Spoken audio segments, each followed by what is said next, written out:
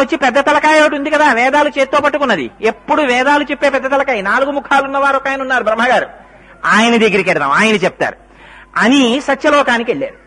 వెళ్ళి, అయ్యా మీరు నిజం చెప్పండి, రామేశ్వరం అన్నది షష్ఠీ తత్పురుష సమాసమా బహువ్రీహి సమాసమా, రాముని యొక్క ఈశ్వరుడా లేకపోతే రాముని ఈశ్వరునిగా కలిగినవాడా, ఈ రెండింటిలో ఏది ఖచ్చితం అని అడిగారు. అడిగితే బ్రహ్మగారు అన్నారు, మీ అమాయకత్వం రా, మీరు దీనికోసం వైకుంఠమును కైలాసం వెళ్ళొచ్చారా, వాళ్ళిద్దరూ అలాగే మాట్లాడతారు. నేను చెప్పనా అసలు ఏమిటో, అది బహువ్రీహి సమాసము కాదు, షష్ఠీ తత్పురుష సమాసము కాదు, రాముడే ఈశ్వరుడైనాడు విశేషణ పూర్వక కథాలయ సమాసం. వాళ్ళిద్దరు ఒకటే. ఎందుకని? 2 లేవు, ఉన్నది ఒకటే పదార్థం ఉంది. ఆ పదార్థమే అనేకంగా కనిపిస్తోంది. మా అబ్బాయి ప్యాంటు చొక్కా టక్ చేసుకుంటే నాకు ఇష్టం, మా అబ్బాయి పంచె కట్టుకుంటే మా నాన్నగారికి ఇష్టం, మా అబ్బాయి కుర్తా లాల్చీ వేసుకుంటే వాళ్ళ అమ్మకి ఇష్టం. అయితే ఇంత మాత్రం చేత ఆకారములో మార్పు వచ్చినంత చేత పరమాత్మలో ఉండేటటువంటి తత్వం మారిపోతుందా? మా అబ్బాయి కాకుండా ఉంటాడా? నాకు అబ్బాయే, మా ఆవిడికి అబ్బాయే, వాళ్ళ తాతగారికి మనవడే.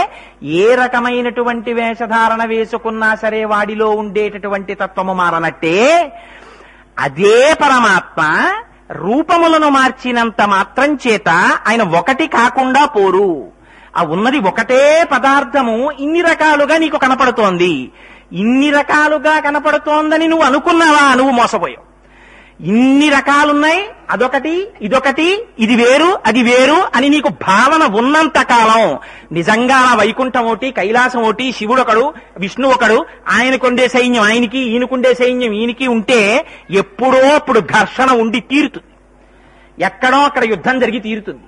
అలా ఉండదు ప్రపంచంలో తత్వం. ఉన్న తత్వము ఒక్కటే, ఒకే తత్వము. అసలు 2 లేవు 3 లేవు, ఉన్నది ఒకటే ఉంది. ఆ ఉన్న ఒకటే ఇన్ని రకాలుగా కనపడుతోంది. ఇన్ని రకాలుగా కనపడుతోందనేటటువంటి సత్యం ఏదైతే ఉందో అది అస్తోకాప్లుతమేకమీశమనిషం, అది ఒక్కడే ఉన్నాడు. ఆ ఒక్కడే ఉన్నాడు అన్నది మనం చెప్పడం కాదు, పెద్దలైన వారందరూ దర్శనం చేశారు ఉన్నది ఒకటే పదార్థం అని. పోతన గారు చెప్పుకున్నది ఏ కథ చెప్పుకున్నారండి? విష్ణు కథ చెప్పుకున్నారు.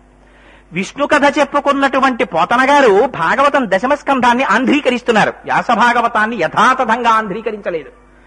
ఆయన ఆంధ్రీకరించేటప్పుడు ఆంధ్రీకరించగలిగినటువంటి శక్తిని ఇవ్వమని అమ్మవారిని అడిగారు.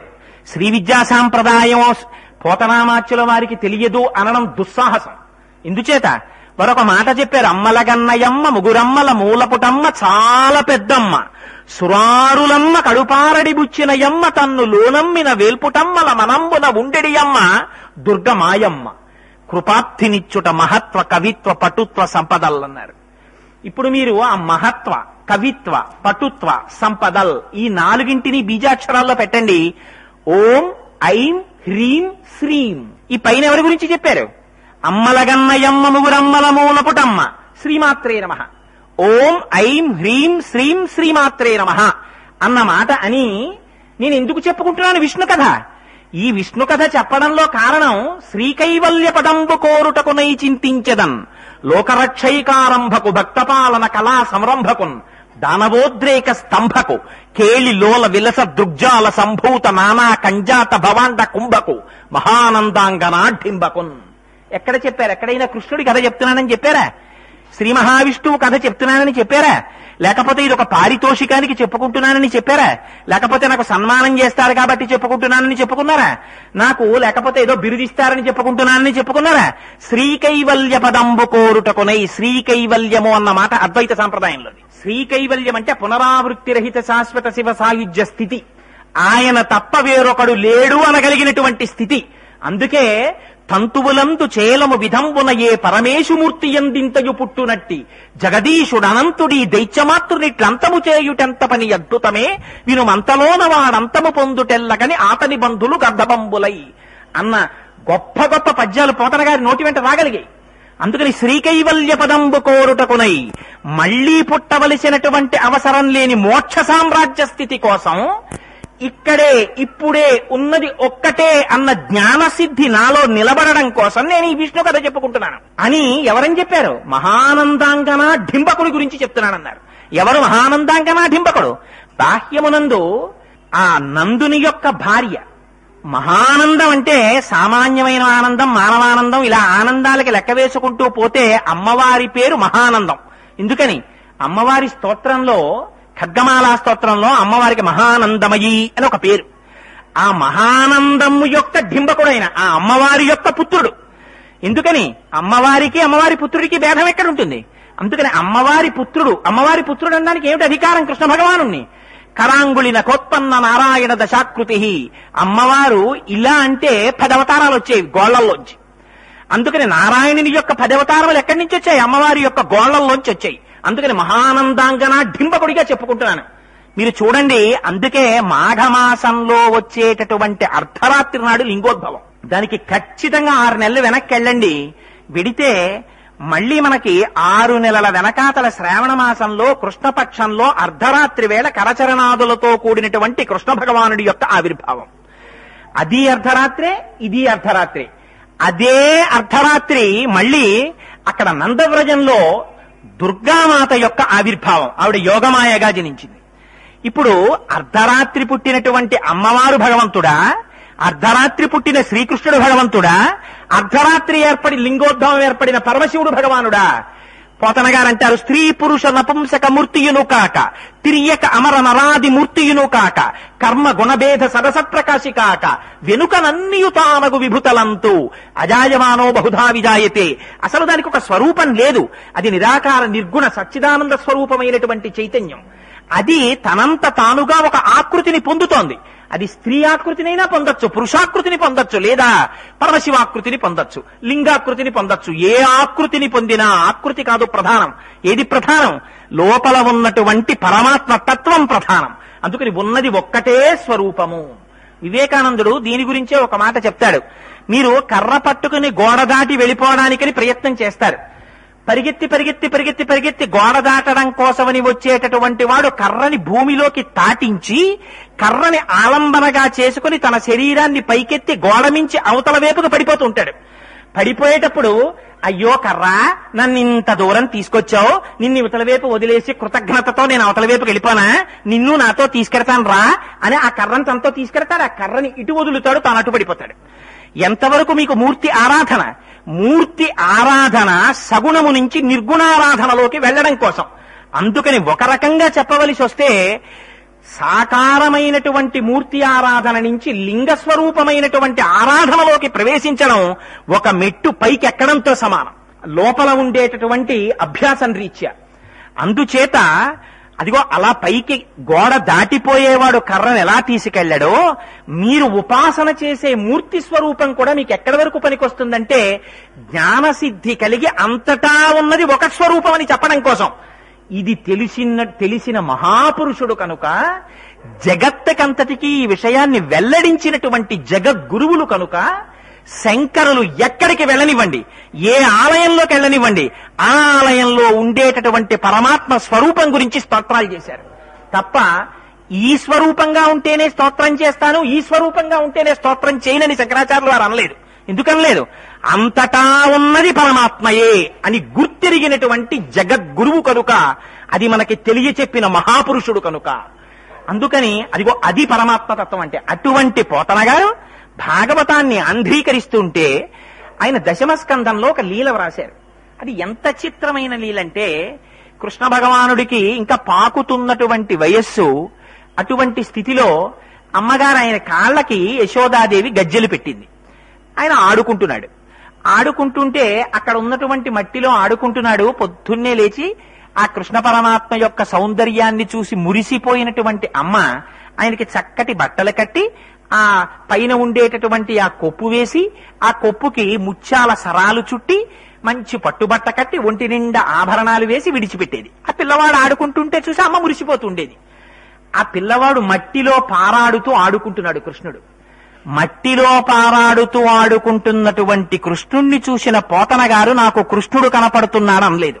ఏమని చెప్పారో తెలుసా అండి భాగవతంలో?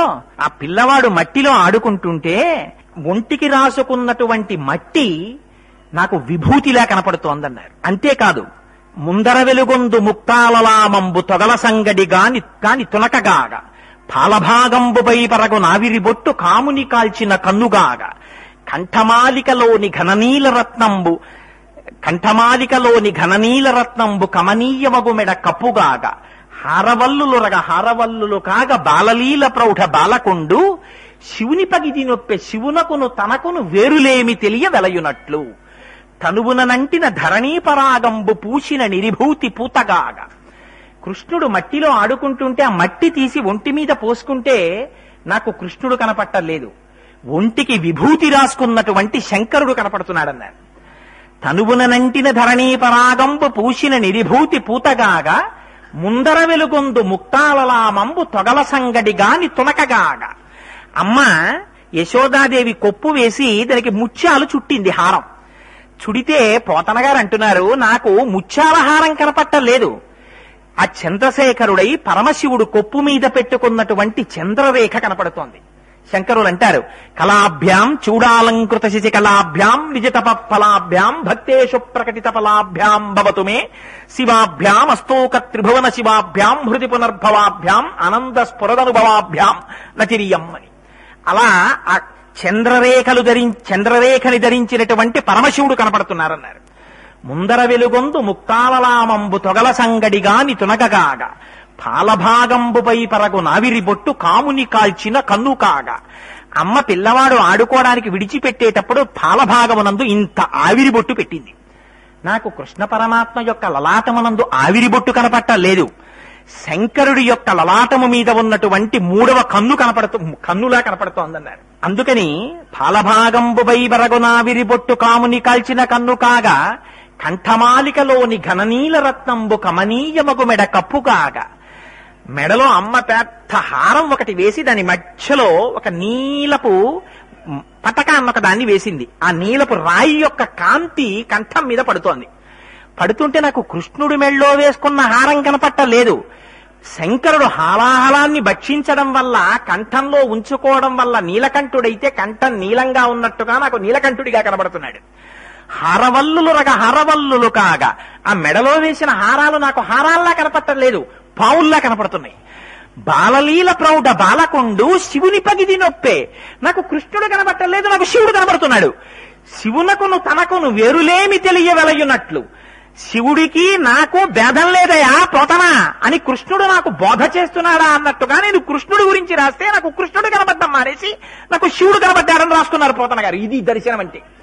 ఇలాంటి దర్శనం చెయ్యగలిగారు కాబట్టి పోతన గారు ఆంధ్రీకరించగలిగారు భాగవతాన్ని.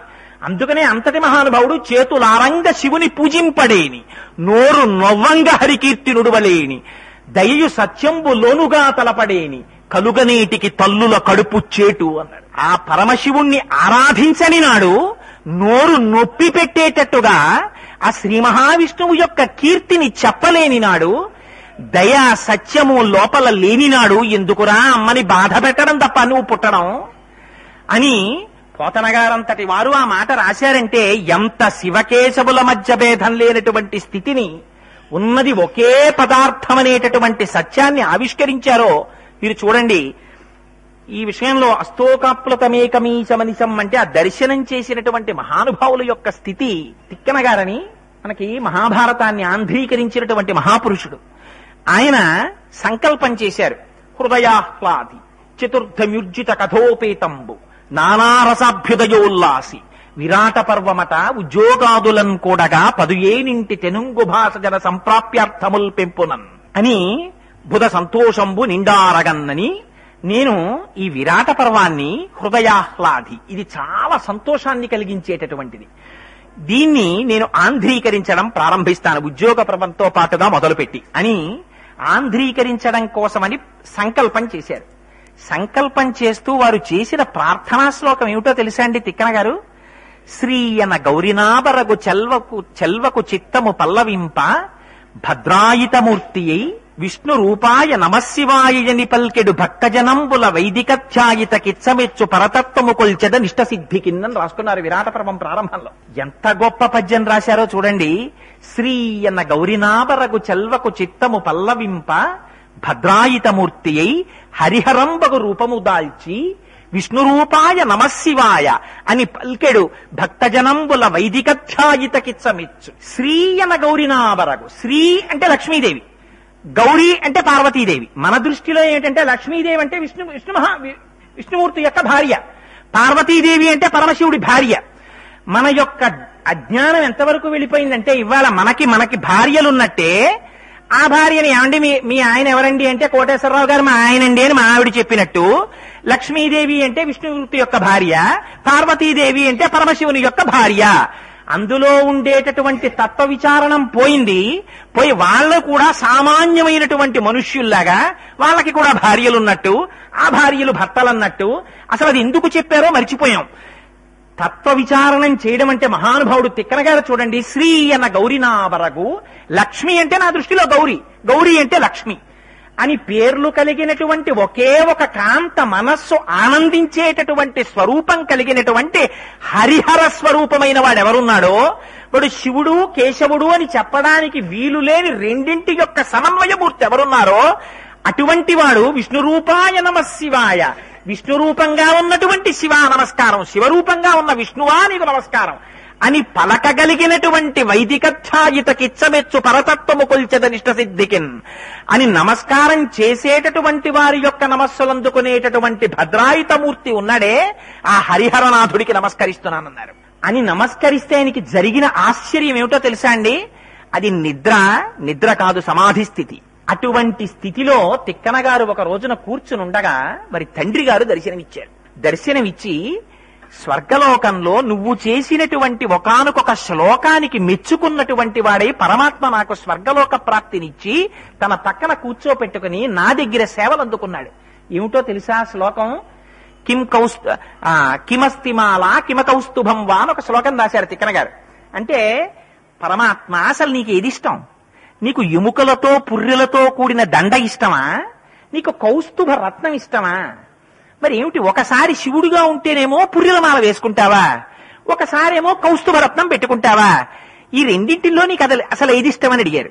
అంటే నిజంగా ఆయనకి తెలియదనే, రెండు ఒకటేనా ఆయనకి తెలుసు అని వ్రాస్తే దానికి సంతోషించినటువంటి పరమాత్మ తిక్కన గారి తండ్రిని తెచ్చి స్వర్గలోకంలో పక్కన కూర్చోబెట్టుకుని ఆయన సేవలు అందుకున్నారట. అందుకని నువ్వు ఇలా పద్యం రాశావు కదా తిక్కన, ఒకసారి నా మీద శ్లోకం, ఇదిగో దర్శనమిస్తున్నానని వాళ్ళ తండ్రి గారితో కలిసి దర్శనమిచ్చారు. ఎలాంటి దర్శనం ఇచ్చారో తెలుసా అండి? పరమాత్మ తిక్కన గారికి ఇచ్చిన దర్శనం ఆయన వ్రాసుకున్నారు పద్యం. అత్పున శిశిరేఖ అమృతంబు జలువార హరినీల పత్రిక సురభి చందనమున్న గతినాభి ధవళ పంకజము మెరయ్య ముందర వెలుగొందు అచ్చిల్వగు అని ఆ పద్యంలో అంటారు. కరుణారసము పొంగి దొరపెడు చార్పున శిశిరేఖ అమృతంబు జలువార. ఆయన పైన చంద్రరేఖని ధరించాడు, అందులోంచి అమృత స్రావం అవుతోంది. ఆ అమృత స్రవిస్తుంటే కరుణారసము పొంగి దొరపెడు చార్పున. ఒక పక్కన ఆయన నల్లని మబ్బు ఎలా ఉంటుందో అటువంటి స్వరూపంతో ఉన్నాడు. అలా ఉన్నటువంటి వాడు పైన చంద్రరేఖని ధరించాడు, అందులోంచి కరుణ ఎలా భగవంతుని యొక్క స్వరూపం ఏమిటి? అపారమైన కరుణ. అందుకని ఆ కరుణారసం కారిపోయినట్టుగా అమృతం స్రవిస్తోంది. కరుణారసము పొంగి దొరపెడు చార్పున శిశిరేఖ అమృతంబు జలువార అని ఆ పైగా గతినాభి ధవళ పంకజము మెరయ. ఆ గరుడమణి పూసల పెట్టెలో ఉంచబడినటువంటి చందనం ఎలా ఉంటుందో అలా ఆయన నాభి నుంచి ఒక తెల్లటి తామర పువ్వు ఉద్భవించిందిట. పైన చంద్రరేఖ, ఆ నాభి స్థానంలోంచేమో తెల్లటి తామర పువ్వా. నాభి స్థానంలో తెల్ల తామర పువ్వు ఉన్నవాడెవరు? శ్రీ మహావిష్ణువు. పైన చంద్రరేఖ ఉన్నవాడెవరు? పరమశివుడు. మనమైతే ఏం చెప్తాం? పైన చంద్రరేఖ ఉంటే శివుడండి, ఇక్కడేమో నాభిలోంచి కమలం ఉంటే ఆయనేమో శ్రీ మహావిష్ణువు అండి అంటాం. అంతేకాదుట, దాంతో పాటుగా ఆ కంఠంలో గతినాభి ధవళ పంకజము మెరయ అని ఆ కంఠం నీలమైనటువంటి కంఠం కలిగినటువంటి వాడై ఉన్నట్ట. నీలమైన కంఠం ఉన్నటువంటి వాడెవరు? పరమశివుడు. అందుకని ఇప్పుడు నీలకంఠుడుగా ఉన్నాడు కాబట్టి పరమశివుడు అనాలా? లేకపోతే ఆ ముందర వెలిగేటటువంటి రత్నం ప్రథమాద్రినేతించు భానుబింబమునాన ఉరమున కౌస్తుభ రత్నమొప్ప. ఆ సూర్యుడు ఉదయిస్తే ఎలా ఉంటుందో అలా మెరిసిపోతోందట ఎర్రటి కౌస్తుభ రత్నాన్ని తన యొక్క రొమ్మునందు ధరించట. రొమ్ములో కౌస్తుభ రత్నం ఉంది కాబట్టి ఇప్పుడు శ్రీ మహావిష్ణువు అనాలా, శివుడు అనాలా? కౌస్తుభ రత్నం ఉంది. ఇలా ఉన్నటువంటి వాడు వచ్చి సురనదియును కాళిందియును బెరసినట్టి భాను బింబంబు శోభిల్లు కాంతిమూర్తి వచ్చి పక్కన కూర్చుని తిక్కనా అని పలకరించాడని రాసుకున్నారు. ఎంత చిత్రం చూడండి. ఆయన ఇప్పుడు మీరు శివుడు అంటారా, విష్ణు అంటారా? హరి కాదు, హరుడు కాదు, హరిహర స్వరూపమైనటువంటి స్వరూపంతో ఆ మహానుభావుడు ఆయన వచ్చి హరిహరనాథుడై ప్రత్యక్షమయ్యారు తిక్కన గారికి. ప్రత్యక్షమైతే అడిగారు. ఏమని అడిగారో తెలుసా అండి? అందరూ నేనంకితం ఇస్తానంటారు. తిక్కన గారిని హరిహరనాథుడు అడిగాడు, తిక్కన నువ్వు ఆంధ్రీకరిస్తున్న భారతాన్ని నాకు అంకితం ఇవ్వయా అని అడిగారు. అడిగితే నీకు అంకితం ఇస్తున్నాను అన్నారు. అని నాకు మోక్షం ఇమ్మని అడిగారు. అడిగితే ఆ రోజున హరిహరనాథుడని పేరు కలిగినటువంటి పరమాత్మ అన్నారు, జ్ఞానము ఎరుకగా మారి, అంటే ఏమీ లేదండి ఉన్నదొకటే చైతన్యం, ఏమీ లేదండి ఉన్నదొకటే చైతన్యం అని మీరు ఎన్ని మాటలు రాయండి, ఎన్ని మాటలు చెప్పండి, అద్వైత సిద్ధి కలిగిపోయినట్ట, మోక్షస్థితిని పొందేసినట్ట కాదు.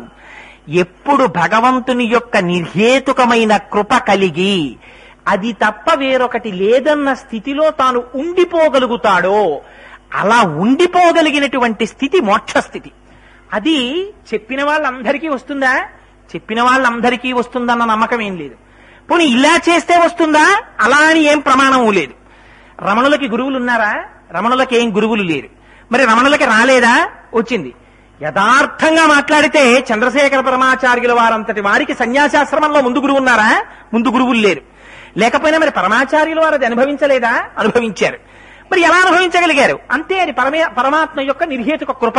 రామకృష్ణ పరమహంస అనుభవించలేదా? అనుభవించారు. ఒక సాలెపురుగు పొందలేదా మోక్షాన్ని? పొందింది. మాకిన్ని తెలిసాయి అన్నవాళ్ళు లేరా? ఉన్నారు. వాళ్ళు ఏం పొందారు? అన్నీ తెలిసిన వాడికి అమావాస్య మరణం వచ్చింది, ఏమీ తెలియని వాడికి ఏకాదశి మరణం వచ్చింది. నాకు ఇది తెలుసు అన్నవాడికి నీకు తెలుసు కదా, నువ్వు అదే ఉంచుకోరా అన్నారు పరమాత్మ. నాకేం తెలుసు? నాకేం తెలియదయా, నువ్వు నాకు సమస్తం తండ్రి అని ఆయన పాదములు పట్టుకున్ననాడు ఆ వినయము చేత అదిగో జ్ఞానమునందు నిలబెట్టారు. ఆ నిలబెడితే అద్వైతం ఏమవుతుంది? అనుభవం అవుతుంది. అందుకని రమణులు అద్వైతానుభవాన్ని పొందారు. అందుకని లోపల ఉన్న ఆత్మ చైతన్యము నేననేవారు తప్ప దాని చేత ధరింపబడిన ఇది నేను కాదనేవారు. ఇది నేను కాదనేవారు కాబట్టే 104 డిగ్రీల జ్వరం వచ్చి ఎడమ మోచేతి మీద సర్కోమా పుండు పుట్టి రక్తం ధార కింద కారిపోతుంటే, ఆయన కూర్చున్న సోఫాలోంచి పైకి లేచేటప్పటికి ఒళ్ళు వణికిపోయి తూలి పడిపోతుంటే, కళ్ళు ఎర్ర పడిపోతే జ్వరంతో, భగవాన్ మీరు మరణిస్తారేమోనని మాకు భయంగా ఉంది, మీరు మమ్మల్ని విడిచిపెట్టి వెళ్ళిపోకండి అంటే, ఆ స్థితిలో రమణులు అన్నారు, మిమ్మల్ని విడిచిపెట్టి నేను వెళ్ళిపోవడానికి అసలు ఇంకొక చోటంటూ ఉంటే కదా అన్నారు. చంద్రశేఖర పరమాచార్యులు వారు స్థాణుహు అన్న నామం గురించి ఒక చోట వ్యాఖ్యానం చేస్తూ అన్నారు. స్థాణుహు అంటే జడమై నిలబడిపోయిన వాడని కాదు. స్థాణుహు అంటే ఇంకా తాను ఆక్రమించడానికి చోటు లేనివాడు, అంతగా నిండిపోయినవాడు. అది శివుడు అంటే. అందుకని ఆయనకి స్థాణుహు అని పేరు అన్నారు. అటువంటి స్థాణువుని అపర్ణారూపంలో అమ్మవారు చుట్టుకుంటుంది అన్నారు. అబ్బో, దాని గురించి మళ్ళీ అపర్ణానామం, ఆ స్థాణువు అన్న నామం గురించి మహానుభావుడు ఎంత గొప్ప అనుగ్రహ భాషణం చేశారో అనుభవించిన వాడు కనుక. అందుకని అదిగో అంతటా నిండిపోయిన పరమాత్మ తిక్కన గారికి హరిహరనాథుడై ఒకనాడలా దర్శనం ఇవ్వలేదా? శివుడా కేశవుడా అంటే శివుడు కాడు కేశవుడు కాడు, రెండు ఒకటే అన్నట్టుగా దర్శనమిచ్చాడు. మీకు ఇంకా విచిత్రం, మహాభారతం గురించి స్కాందంలో ఒక కథ ఉంది. మహాభారత యుద్ధం అంతా అయిపోయిన తరువాత ఎవరు చంపారు ఈ కురు సైన్యాన్ని అంతటినీ అని వాదన వచ్చింది. భీముడు చంపాడని కొందరన్నారు, అర్జునుడు చంపాడని కొంతమంది అన్నారు. అసలు నిజంగా ఎవరు చంపాడో తెలుసుకోవాలనుకున్నారు. అనుకుని బర్బరీకుడు అని భీమసేనుని యొక్క కుమారుడు, ఆ బర్బరీకుడికి ఒక వరం ఉంది. అసలు జరిగినటువంటి విషయాన్ని చూడగలిగినటువంటి శక్తిని ఆ బర్బరీకుడికి ఇచ్చారు. కారణాంతరముల చేత కృష్ణ భగవానుడు ఆయన శిరస్సుని ఖండించేశారు. కానీ ఆ కొండ మీద పెట్టారు 18 రోజులు జరిగినటువంటి యుద్ధాన్ని చూడ్డానికి.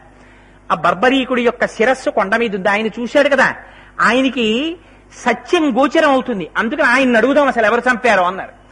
అంటే అర్జునుడు అన్నాడు, నేను చంపానని అందరు అనుకుంటున్నారు కానీ నేను చంపలేదు. నేను యుద్ధానికి వెళ్లి రథం ఎక్కిన దగ్గర నుంచి ఒక మహాపురుషుడు ఒకడు నా ముందు వెడుతుండేవాడు. ఒక ఆయన ఎడమ పక్కన చూస్తే 5 తలలతో ఉండేవాడు, చంద్రరేఖని ధరించి ఉండేవాడు, విభూతి పూసుకుని ఉండేవాడు, నాగాభరణములు చుట్టుకుని ఉండేవాడు. కుడి పక్కన చూస్తే నల్లటి శరీరాకృతిని కలిగి ఉండేవాడు, కౌస్తుభరత్నాన్ని ధరించి ఉండేవాడు, వైజయంతిమాల వేసుకుని ఉండేవాడు.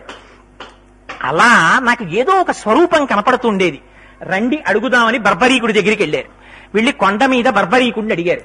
అడిగితే బర్బరీకుడు అన్నాడు, నేను కూడా 18 రోజుల నుంచి యుద్ధం చూసి అసలు మన వాళ్ళందరూ ఏమైపోయారు, పాండవుల సైన్యం అనుకుంటున్నాను. మీ ఎవ్వరూ నాకు కనపడలేదురా, నాకు ఒక్కడే కనపడ్డాడు.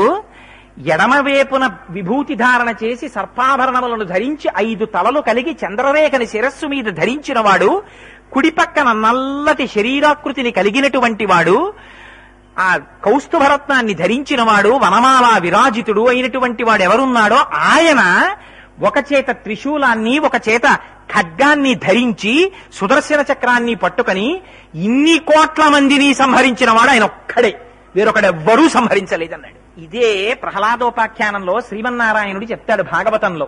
ఎవ్వడు సృజించు ప్రాణుల ఎవ్వడు రక్షించు త్రించు ఎవ్వడనంతుండెవ్వడు విభుడెవ్వడు వాడి విధమున మనుచు బెనుచు హేలారతుడై అంటారు. ఇది తెలియక మనమేమనుకుంటామంటే శివారాధన చెయ్యకండి, శివాలయానికి వెళ్ళకండి, శివ పూజ చెయ్యకండి. ఎందుకు చెయ్యకూడదు శివ పూజ అంటే శివుడు తామసికుడు, ఆయన ఎప్పుడూ తామసమైనటువంటి పనులు చేస్తాడు, శ్మశానంలో ఉంటాడు. ఆయన చేసేదేమిటి? సంహారం చేస్తూ ఉంటాడు, జగత్తునంతటినీ లయం చేసేస్తాడు. అందుకని శివుడి దగ్గరికి వెళ్ళడం ఎందుకు? శివుడిని ప్రార్థన చేయడం ఎందుకు? ఇంట్లో మంగళప్రదంగా వివాహం జరుగుతూ ఉండడం ఏమిటి? అమ్మ ఏమో ఎక్కడో శ్మశానంలో ఉండే ఆయన పెళ్ళం గౌరీదేవికి తపస్సు ఏమిటి? అందుకని గౌరీ తపస్సు చెయ్యకూడదు. అందుకని మనందరం కూడా శివాలయానికి వెళ్ళడం ఎందుకని మనకి తెలియక అజ్ఞానంతో మనం ఒక మాట మాట్లాడుతుంటాం. కానీ నిజానికి పరమశివుడు తామసికుడా? ఆయన అలాంటివాడా? నిజంగా అలా సంహారం చేసేవాడైతే ఆయనని ఎందుకు మహానుభావులు అంటే జగత పితరవు వందే పార్వతీ పరమేశ్వరవు అని పిలుస్తారు. పరమాచార్యులు వారు పరమశివుని యొక్క అనుగ్రహం గురించి మాట్లాడుతూ ఒక మాట చెప్పారు. శివుడు ప్రళయం చేస్తాడు, కానీ శివుడు చేసేటటువంటి ప్రళయం 3 రకాలుగా ఉంటుంది. ఏమిటో తెలుసా అండి ఆ ప్రళయం? ఒకటి నిత్య ప్రళయము అని పేరు. నిత్య ప్రళయము అంటే మనం ఆఫీస్కి ఎడతాం. ఎందుకు ఎడతాం? ఇంటికి వచ్చేయడానికి. సినిమాకి ఎడతాం. ఎందుకు ఎడతాం? ఇంటికి వచ్చేయడానికి. ఊరు ఎడతాం. ఎందుకు ఎడతాం? ఇంటికి వచ్చేయడానికి. యాత్రకు ఎడతాం. ఎందుకు ఎడతాం? ఇంటికి వచ్చేయడానికి. ఎక్కడికి వెళ్ళినా ఎందుకు ఎడతాం? మళ్ళీ ఇంటికి వచ్చేయడానికి. అంతేగాని వెళ్ళి ఉండిపోతానంటే అంటాడా ఎవడైనా? ఎవడంటే అందరిని వెళ్ళి రా అంటారు కానీ వెళ్ళిపోవనరు ఎవరును. మళ్ళీ ఇంటికి వచ్చేస్తాడు. అలా మీరు ఇంద్రియములు తెల్లవారి లేవగానే అంతటా తిరిగి పరిగెడతాయి, అలిసిపోతాయి. అలిసిపోయిన ఇంద్రియములన్నింటికీ మళ్లీ శక్తినివ్వడం కోసమని ఈ ఇంద్రియాలన్నీ మనస్సులోకి వెళ్ళిపోతాయి. ఈ మనస్సు ఆత్మలోకి వెళ్ళిపోతుంది. వెళ్ళిపోతే రాత్రి నిద్రాకాలిక సౌఖ్యమనేటటువంటి సౌఖ్యమునిచ్చి తెల్లవారి లేచేటప్పటికి మళ్లీ కళ్ళు పనిచేసేటట్టు, నిద్ర లేదనుకోండి, ఒక్కరోజు రాత్రి నిద్ర లేకపోతే మీకు తెలుస్తుంది నిద్ర యొక్క కష్టం అంటే ఎలా ఉంటుందో. నిద్ర లేకపోతే కళ్ళు పడిపోతుంటాయి, కళ్ళు ఎర్రబడిపోతాయి, ఆకలి కూడా వెయ్యదు, ఏ పని మీద మనస్సు పెట్టలేరు, తలపోటు, చెవులు వినపడవు, అన్ని ఇంద్రియములు డస్సిపోతాయి. అలాంటిది పరమశివుడు చేసేటటువంటి మహోపకారం ఏమిటో తెలుసా అండి? ఆయన ఇంద్రియములన్నింటికీ రాత్రి మళ్లీ శక్తి నింపుతాడు. నింపి తెల్లవారి లేచి జాగ్రత్త అవస్థలోకి వచ్చేటప్పటికి మళ్లీ ఇంద్రియాలన్నీ పనిచేయడం మొదలెడతాయి. ఇలా రాత్రి వేళ నిద్రాకాలిక సౌఖ్యమునిచ్చి ఇంద్రియములకు శక్తినిచ్చేటటువంటి స్వరూపానికి నిత్య ప్రళయం చేసే పరమశివుడని పేరు. ఇది కాకుండా మహాప్రళయం అని ఒకటి ఉంటుంది. ఆ మహాప్రళయంలో సమస్త జగత్తు నిశ్శేషమైపోతుంది. మళ్లీ వేరొక నాడు బ్రహ్మగారు సృష్టి చేస్తారు. అలా నిశ్శేషమైపోయేటటువంటి జగత్తుని చెయ్యగలిగినటువంటి పరమశివ స్వరూపానికి మహాప్రళయం అని పేరు. ఆత్యంతిక ప్రళయం అని ఒకటి ఉంటుంది. ఆత్యంతిక ప్రళయం అంటే ఏమిటో తెలుసా అండి? మనం ఉపాధి మారుతుంది, ఈ శరీరం పోతుంది, కానీ ఎక్కడికి వెళ్ళిపోడు జీవుడు. ఇదే శరీరం ఇంకో దాంట్లోకి వెళ్ళిపోతుంది. మనమే మామిడి పళ్ళు కొనుక్కుంటాం బజారుకి వెళ్ళి, వాడు కావులోంచి గడ్డిలోంచి తీసి పరక ఇలా నొక్కి అలా నొక్కి పెద్ద పండు చిన్న పండు పైన చూసి కింద చూసి డావు లేకుండా వేరుకుంటాం. 13 పళ్ళు వేరు చేస్తాం. వాడు గడ్డిలో పెట్టి తెచ్చాడు, మీరేం చేస్తారు? ఆ మామిడి పళ్ళే. అప్పటి వరకు ఎవరివి? అంతకుముందు తోటలో ఉన్నవాడు. వాడేం చేస్తాడు? చెట్టు మించి పడిపోకుండా, చిలక కొట్టకుండా, చెట్టుకుండేటట్టుగా జాగ్రత్తగా వాడు చూసుకుంటాడు. ఆ తర్వాత చెట్టు మించి దింపేసిన తర్వాత వేరొక వర్తకుడివి. వర్తకుడు గడ్డిలో పెట్టి తెచ్చుకున్నాడు. ఆ మామిడి పండే మీరు కొనుక్కుని ఏం చేస్తారు? సంచిలో పెడితే పండు మీద పండు, పండు మీద పండు పెడితే అడుగునున్న పండు నలిగిపోతుందని స్కూటర్ బాక్స్ లో జాగ్రత్తగా విడివిడిగా సర్దుకుని ఆ పళ్ళన్నీ పట్టుకుని ఇంటికి తీసుకొస్తారు. ఆవిడేం చేస్తుంది? స్కూటర్ బాక్స్ లో వదిలేస్తారేంటి? ఆ మామిడి పళ్ళు అన్ని జాగ్రత్తగా పిల్లలందరినీ పిలిచి 4-5 పళ్ళు చప్పుని ఇస్తారు. అన్ని పట్టుకెళ్ళి ఆవిడేం చేస్తుంది? విశాలమైన పాత్రలో పెట్టి ఓ బేసిన మూతెడుతుంది, దాని మీద బాగా ముగ్గుతాయి. ఇప్పుడు ఏమైంది? ఇన్ని పాత్రలలోకి మారుతున్నా లోపల ఉన్నది ఏముంది? మామిడి పండే ఉంది. అలా ఉపాధులు మారిపోతాయి, జీవుడేం మారడం. జీవస్వరూపంతో ఉండి పరమాత్మ యొక్క స్వరూపం తాను గుర్తెరగనంత కాలం, గురువుల యొక్క అనుగ్రహం, భగవంతుని యొక్క అనుగ్రహం ప్రసరించనంత కాలం, ప్రహ్లాదుడు చెప్పినట్టుగా చెప్పాలంటే జీవస్వరూపంతో ఉంటాడు. నేను జీవుణ్ణి